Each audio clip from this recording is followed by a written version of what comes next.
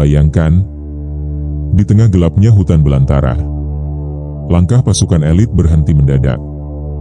Bukan karena musuh, bukan pula karena ranjau, tapi karena ada bisikan yang tidak berasal dari dunia ini. Suara lirih, pelan, tapi menembus dada. "Tolong," katanya. Seolah berasal dari dalam tanah yang baru saja dilintasi. Salah satu prajurit komando khusus itu mengaku mendengar suara-suara yang tak kasat mata. Bukan sekali, tapi berulang. Selalu di titik yang sama, lokasi lama bekas baku tembak berdarah. Dan anehnya, setiap kali suara itu terdengar, selalu ada pertanda.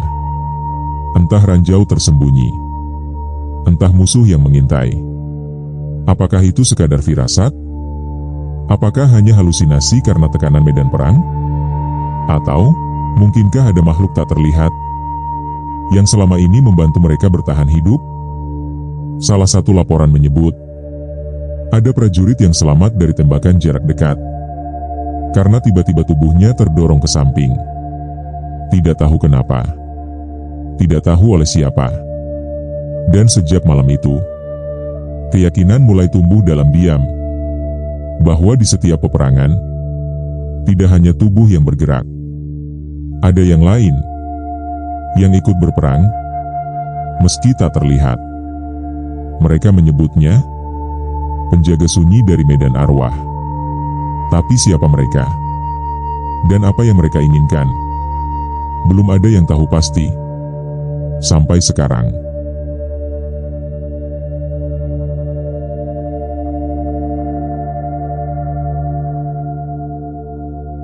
Malam itu sunyi. Terlalu sunyi untuk ukuran hutan yang biasanya ramai dengan suara jangkrik. Langkah demi langkah terasa berat. Angin seolah enggan berhembus. Dan semua prajurit diam. Mereka tahu malam ini ada yang berbeda. "Jangan bicara," ujar komandan pelan. Tapi sebelum larangan itu selesai diucapkan, radio di punggung salah satu anggota menyala sendiri. Frekuensi tidak dikenal. Suara berat, terputus-putus, seperti datang dari lorong yang dalam. Bunyinya hanya satu kalimat, "Jangan lewat jalur itu." Mereka semua membeku. Tidak ada nama kode, tidak ada panggilan resmi. Dan yang lebih aneh lagi, saluran itu tidak aktif. Radio itu bahkan belum dinyalakan sejak sore. Setelah kejadian itu, mereka memilih berbalik, mengambil jalur yang lebih jauh. Dan benar saja, esok paginya tim penyapu ranjau menemukan jalur itu penuh dengan jebakan mematikan. Jika mereka tetap lewat sana, tidak akan ada yang pulang dengan utuh. Ini bukan satu-satunya kesaksian. Beberapa prajurit Kopassus yang pernah ditugaskan di daerah konflik mengaku mendengar suara yang memperingatkan. Kadang melalui mimpi, kadang hanya sebagai dorongan batin yang sangat kuat. Salah satu anggota bahkan bercerita tentang sosok bayangan yang berdiri jauh di tepi jurang. Ia tak bergerak, tak berkata, hanya menatap dengan diam. Tapi ketika pasukan hendak mendekat, sosok itu lenyap begitu saja. Dan tak lama kemudian, tanah di depan mereka longsor hebat. Jika tadi mereka terus melangkah, semua bisa ikut tertelan. Ada pula kisah lain. Seorang prajurit yang bermalam sendirian di pos terpencil. Ia mendengar langkah kaki mengitari tendanya. Langkah berat, penuh beban. Tapi begitu keluar, tak ada siapapun.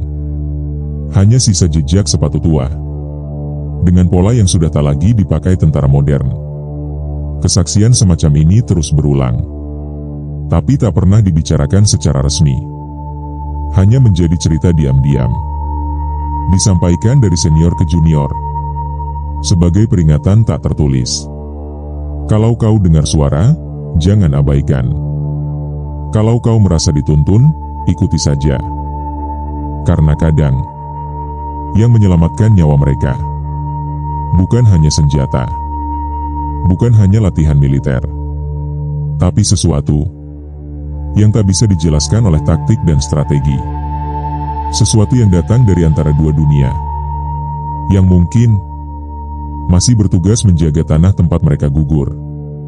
Dan sampai hari ini, para prajurit elit itu masih menyimpan satu keyakinan diam-diam, bahwa di medan perang, mereka tak pernah benar-benar sendiri.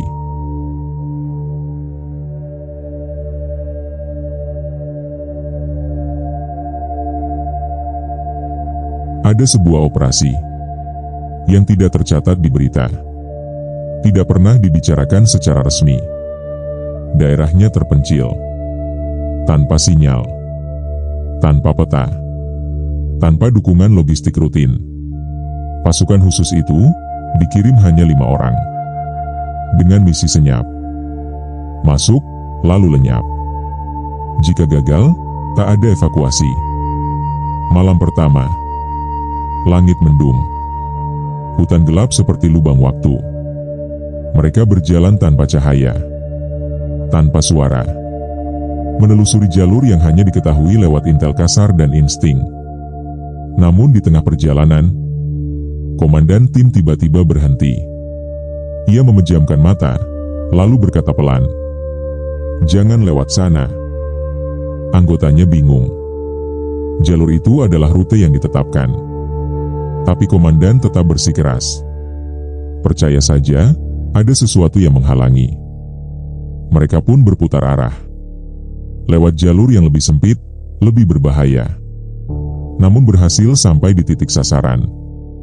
3 hari kemudian, tim penyusul menemukan bahwa jalur awal mereka telah dipasangi jebakan ranjau. Entah bagaimana komandan itu tahu. Tidak ada alat deteksi. Tidak ada laporan terbaru. Hanya firasat yang katanya seperti bisikan dalam kepala. Bukan kali pertama. Dalam misi penyelamatan sandera di perbatasan, seorang anggota unit mengaku melihat asap kecil dari balik semak-semak, seperti asap rokok. Padahal tidak ada siapa-siapa di sana. Ia mendekat dengan pelan. Dan tepat di bawah semak itu, terselip kabel ranjau darat. Aktif. Siap meledak. Jika ia melangkah tanpa waspada, semuanya bisa berakhir dalam hitungan detik. Tapi yang lebih membuat bulu kuduk berdiri adalah saat ia mencoba kembali ke titik itu di siang hari. Asap tadi lenyap. Tidak ada bekas. Tidak ada sumber. Beberapa pasukan menyebut ini sebagai navigasi gaib. Entah dari siapa, entah dari mana. Tapi mereka percaya ada yang menunjukkan jalan. Bukan lewat GPS, tapi lewat rasa, suara, bahkan mimpi. Di markas pun ada catatan yang tidak pernah dipublikasikan, tentang seorang prajurit yang tertembak di dada. Namun pelurunya tidak menembus. Rompi anti pelurunya robek, tapi tak ada luka. Tak ada memar. Seolah sesuatu menghalangi peluru itu sebelum menyentuh kulit. Ia hanya berkata satu kalimat dengan suara bergetar. Seseorang berdiri di depan saya. Tapi tak ada siapa-siapa di sana. Anehnya, saat rompi itu dibuka, ada bekas telapak tangan di bagian dalam. Sejak saat itu, cerita-cerita semacam ini hanya dibagikan dari mulut ke mulut. Disimpan rapat di antara mereka yang pernah menginjak tanah kematian.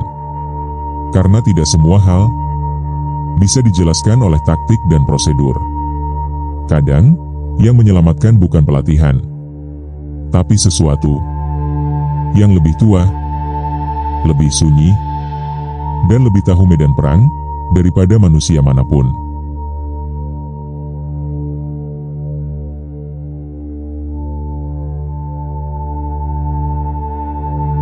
Di tanah Jawa, ada keyakinan lama bahwa medan tempur bukan sekadar tempat pertumpahan darah. Ia adalah ruang perbatasan antara yang hidup dan yang telah gugur. Orang-orang tua menyebutnya tanah panas, tempat di mana arwah para pejuang belum benar-benar pergi. Mereka yang mati dalam tugas, apalagi jika belum selesai niat dan janjinya, konon akan tetap berjaga, menjadi bayangan, menjadi bisikan. Itulah sebabnya, beberapa daerah bekas konflik selalu diadakan ruatan atau selametan sebagai tanda hormat, sebagai permintaan maaf kepada yang tak kasat mata. Bukan hal asing jika pasukan dari desa-desa tertentu dibekali doa-doa khusus sebelum berangkat. Ada yang membawa kain kecil dari kakeknya, ada yang memakai jimat dari gurunya, bahkan ada yang diberi pesan, "Kalau kau mendengar suara, dengarkan, tapi jangan jawab." Tradisi spiritual semacam ini bukan tentang klinik atau tahayul, tapi tentang penghormatan terhadap yang tidak terlihat. Karena mereka percaya, arwah yang mati dengan niat suci tidak pernah benar-benar mati. Mereka tetap ada. Mereka tetap mengawal. Mereka adalah bagian dari medan itu sendiri. Dan kadang, merekalah yang menyelamatkan para prajurit ketika logika sudah tidak bisa lagi memberi arah.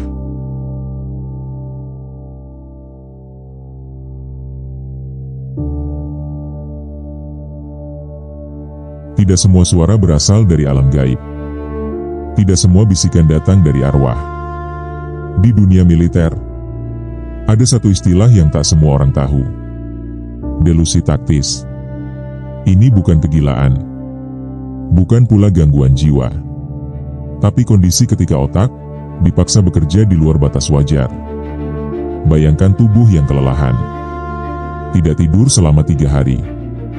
Jantung berdegup di antara ancaman peluru. Otak terus-menerus siaga.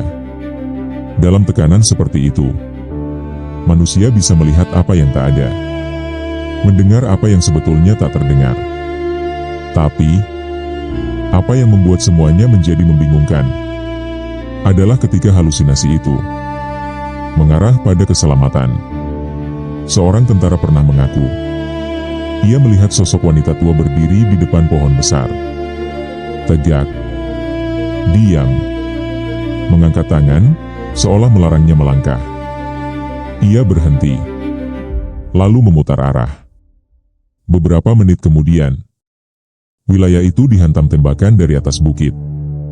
Jika ia tetap berjalan, tubuhnya mungkin sudah terbujur kaku di bawah tanah. Lalu, apakah itu hanya trauma? Apakah semua itu sekadar ciptaan pikiran?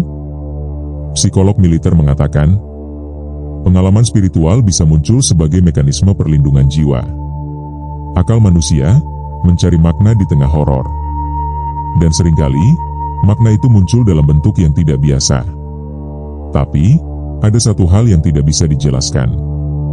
Mengapa kesaksian-kesaksian ini begitu konsisten?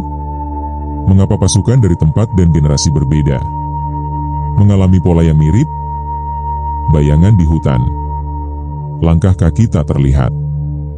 Suara yang menyuruh mereka berhenti tepat sebelum bahaya. Apakah ini kolektif? Apakah ada semacam ingatan bawah sadar yang diwariskan antar prajurit? Atau mungkin ada sesuatu yang memang nyata, tapi belum bisa dijelaskan oleh ilmu manusia. Karena bagi mereka yang pernah berdiri di ambang hidup dan mati, apa yang terasa seringkali lebih kuat daripada apa yang bisa dijelaskan.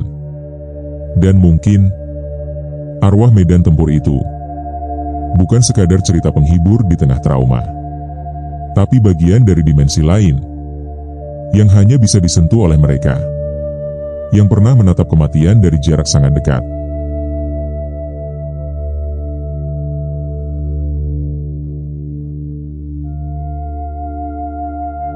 Sampai di titik ini, kita hanya bisa bertanya, apakah semua ini nyata? Atau hanya bayangan dari jiwa yang kelelahan? Para ilmuwan bicara tentang respons bawah sadar ekstrim. Tubuh manusia, dalam kondisi genting, sering menyalakan sistem pertahanan yang tak disadari. Insting, naluri, intuisi, semua itu bisa terasa seperti bisikan dari dunia lain. Tapi, bagaimana jika suara itu muncul dengan pola yang berulang? Dengan bahasa yang sama, dengan pesan yang tepat, di waktu yang tepat.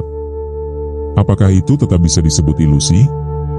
Beberapa peneliti spiritual menyebut fenomena ini sebagai inteligensi gaib medan tempur. Bukan hantu, bukan setan, tapi energi kesadaran yang tertinggal di lokasi konflik berdarah. Energi dari mereka yang gugur dalam keadaan belum selesai, belum berpulang sepenuhnya. Dan konon, energi itu bisa berinteraksi lewat rasa, lewat suara, lewat petunjuk-petunjuk samar yang hanya bisa dipahami oleh mereka yang terbuka. Uniknya, ini bukan fenomena lokal. Tentara dari negara lain juga mengalami hal serupa. Pasukan Rusia di Chechnya, marinir Amerika di Irak, bahkan pasukan Jepang di masa lalu, mengakui kadang mereka dibimbing oleh sesuatu yang tidak mereka mengerti. Tidak semua percaya, tidak semua bisa menerima. Tapi bagi mereka yang mengalaminya sendiri, pertanyaan itu tidak lagi penting. Karena mereka tahu, entah itu ilmu, entah delusi, sesuatu memang pernah berbicara pada mereka. Dan suara itu telah menyelamatkan nyawa. Di medan tempur, yang penting bukan penjelasan, tapi siapa yang masih hidup setelah semuanya selesai. Dan kadang, yang menjaga mereka tetap hidup, bukan rekan di sebelahnya, tapi yang tak terlihat.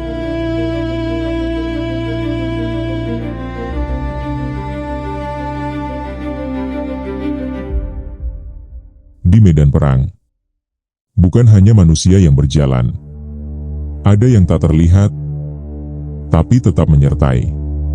Apakah itu bagian dari jiwa yang tertinggal? Atau hanya gema dari trauma yang belum pulih? Kita mungkin tak akan pernah tahu pasti. Tapi satu hal yang jelas, mereka yang pernah menatap maut dari dekat, percaya ada kekuatan lain yang ikut bertempur dalam diam. Jika kamu pernah merasakan hal serupa, atau punya cerita yang tak bisa dijelaskan, tulis di kolom komentar. Karena mungkin kisahmu adalah bagian dari teka-teki besar yang belum selesai.